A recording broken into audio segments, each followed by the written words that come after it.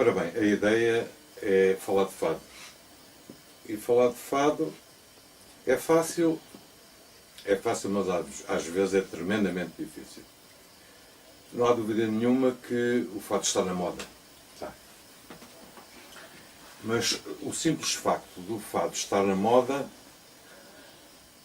incrementa o fado, desenvolve o fado, dá a conhecer o fado e leva o fado a sítios onde ele nunca tinha ido, mas, embora isto pareça um paradoxo, em termos de evolução, em termos qualitativos, como é que eu explicarei esta minha linha de raciocínio? Não é paralelo. A evolução do fado não é paralelo em relação à qualidade que se está a praticar. Eu sei que isto pode ser, para algumas pessoas, para alguns setores, um tanto ou quanto controverso, mas quem me conhece, eu sou assim, e para falar de fado eu tenho de explanar as minhas ideias e tenho que vos dizer aquilo que penso. Antigamente, vamos falar primeiro do poema e vou puxar a brasa à minha sardinha. As pessoas hoje dizem que as pessoas da minha geração, da minha faixa etária, que somos uns saudosistas, que temos saudades dos fadistas de antigamente, dos tocadores de antigamente, e que até dos termos somos acusados de ter saudades.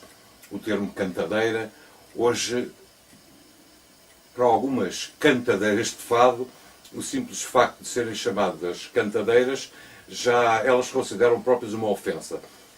E isto porque, volta ao princípio, não acompanhou, a evolução do fado não foi acompanhada em termos de conhecimento.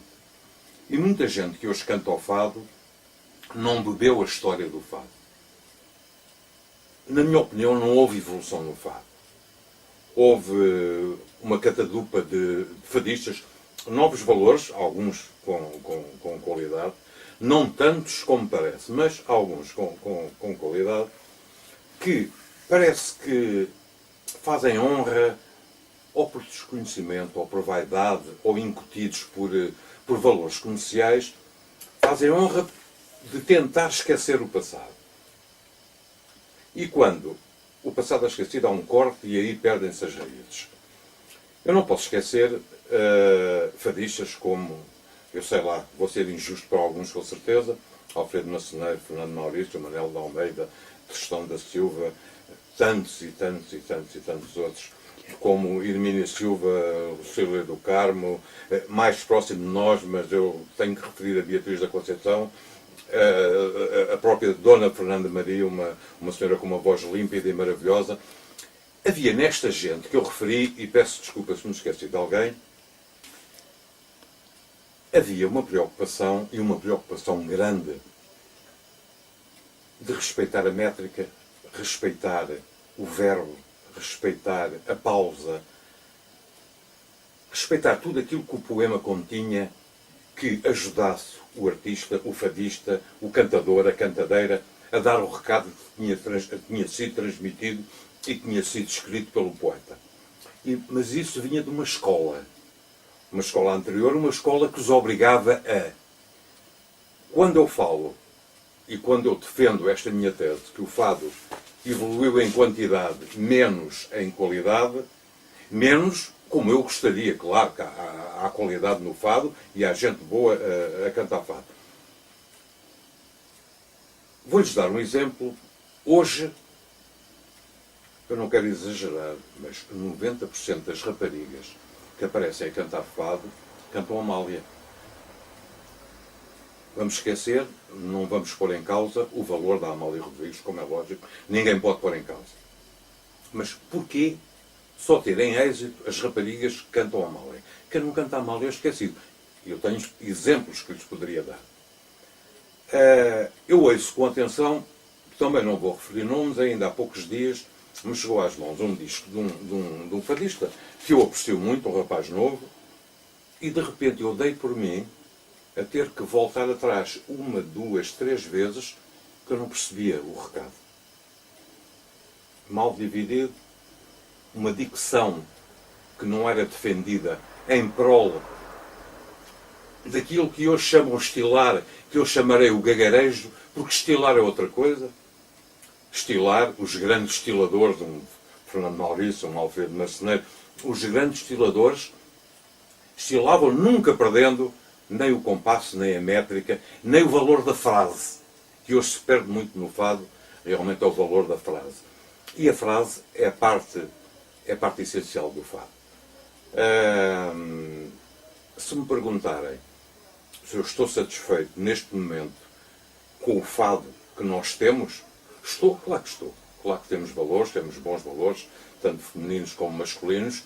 Agora, se me perguntarem se eu tenho saudades de alguns fadistas de antigamente, se quiserem alguns fadistas do meu tempo, tenho saudades. Tenho saudades da dicção do Alfredo Marceneiro, tenho saudades do estilar do Fernando Maurício, tenho saudades do respeito entre músicos e fadistas. Às vezes, e isto, se quiserem, os guitarristas que aceitem como uma crítica, os guitarristas perdem a noção do acompanhador em prol da sua exibição pessoal. E não serei purista do fado. Não sou. Mas quando um guitarrista está a acompanhar um fadista, a sua missão é única e exclusivamente acompanhar. Também eu tenho uma história no fado, portanto também eu tenho o meu fado. Eu comecei a escrever miúdo, muito miúdo. Foi num exame, se bem me lembro, no exame da primeira classe. Eu fiz a instrução primária na Voz do Operário e pediram para fazer uma redação. E eu fiz uma redação sobre... A redação era sobre a comida que nós gostávamos mais, a refeição. E eu escrevi sobre o cachucho frito com arroz de tomate. Quando não é a minha surpresa, que foi considerado a melhor redação de todas as escolas da Voz do Operário. Comecei, a partir daí, a ser incentivado pela minha professora, a Dona Hilda. Comecei a escrever regularmente. Escrevia, claro, o que me vinha à cabeça, escrevia prosa rimada, escrevia métrica. Só muito mais tarde é que apareceu a minha história no fado. História intimamente ligada a uma casa de fados, da qual eu fui sócio do saudoso Carlos Gel, o Ardinita, ali da Madragoa, e todas as noites ao ouvir fado, o meu lápis começou a inclinar-se para eu escrever a pensar em fado. A partir daí houve uma transformação em tudo aquilo que eu escrevi. Comecei a escrever a pensar fado, comecei a imaginar as vozes que eu gostaria que cantassem as minhas palavras e comecei a mostrar às pessoas do fado, às pessoas que me acompanhavam no dia-a-dia, ou se quiserem na noite à noite. E comecei a receber críticas. Garanto-lhes que foi a melhor coisa que me podia ter acontecido. Foi as críticas que eu recebi de grandes conhecedores do fado, grandes pessoas do fado. Eu sei lá, Vasco Lima Couto, um poeta que me ajudou imenso, que me apoiou imenso. Mas apercebi-me, ao mesmo tempo, que escrever fado não é só inserir palavras no papel. Escrever fado vem cá de dentro. A palavra para o fado, se o poeta tem esse sentimento, tem que ser, eu não quero dramatizar, mas quase escrita com o sangue do nosso pensamento. Há 3 fados, que são os fados base, os chamados fados clássicos. O menor, o moraria e o fado corrido. Quase todos os outros fados derivam destes. E começa aí a preocupação com a métrica. Começa aí a preocupação com o facto da palavra ter que seguir o andamento do fado a que nós dirigimos. Quem escreve para fado, imediatamente começa, até inadvertidamente, a imaginar uma música. E a música vai parar à quadra, vai parar à quintilha, vai parar à cestilha, enfim, vai parar ao decassílabo. E é depois o casamento entre o poema e a música que dá um bom fado ou não dá fado. É como cantá-lo. Eu costumo dar este exemplo. O Júlio Iglesias, por exemplo, se quisesse cantar o fado, de certeza absoluta que ele cantaria bem, com aquela voz maravilhosa, ele cantaria bem um fado. Isso iria fazer do Júlio Iglesias um fadista? Acho que estão todos de acordo comigo que não fazia, de certeza absoluta. O fado seria bem cantado, agora o Júlio Iglesias não passaria a ser um fadista, de certeza absoluta. Para cantar fado,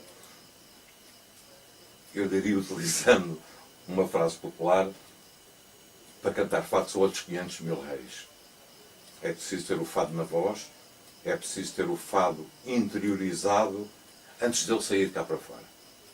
E depois, quando ele sai, na voz de um fadista, escrito por um fadista, numa música feita por um fadista, então aí, meus amigos, acreditem, então aí é fado. Para além de fado, música, ao fado de sentimento, daí as tais lágrimas de quem não sabe sequer português, quando trina a guitarra, quando começa a cantar o fadista. Portanto, fado, património, sim senhor, de acordo, nada contra, apesar de qualquer tipo de arte já ser património. Só pelo facto de ser arte, já é património da humanidade. Como, por exemplo, eu estou convidado pelo Vítor Marceneiro para estar aqui a conversar convosco no Lisboa do Guinness. Este projeto fantástico que eu tive a sorte de acompanhar desde o início, pela amizade que me liga ao Vítor Marceneiro, é um projeto fantástico. Também nas minhas viagens tenho constatado que não há dúvida nenhuma, Lisboa é a cidade mais cantada do mundo. É um projeto que depois desta conversa eu quero prolongar a mesma conversa, desculpa a redundância, com o Vítor, para saber porque é que este projeto de Lisboa, a cidade mais cantada do mundo, está um tanto ao quanto parado por aquilo que eu tenho verificado no acompanhamento do blog, um dos blogs, se não o blog, mais visto, apreciado e comentado por milhares e milhares de pessoas. É um projeto que está neste momento, tenho a sensação, um tanto ao quanto parado. Não sei se foi o Vítor que perdeu o entusiasmo, se o obrigaram a perder o entusiasmo, se houve aqui travão, não faço a mínima ideia. Uma conversa, como eu lhes disse, vou ter a posteriori. Portanto, para concluir este meu raciocínio, fado, património mundial, fado é arte, fado é música, arte e música são já por si próprias património mundial da humanidade.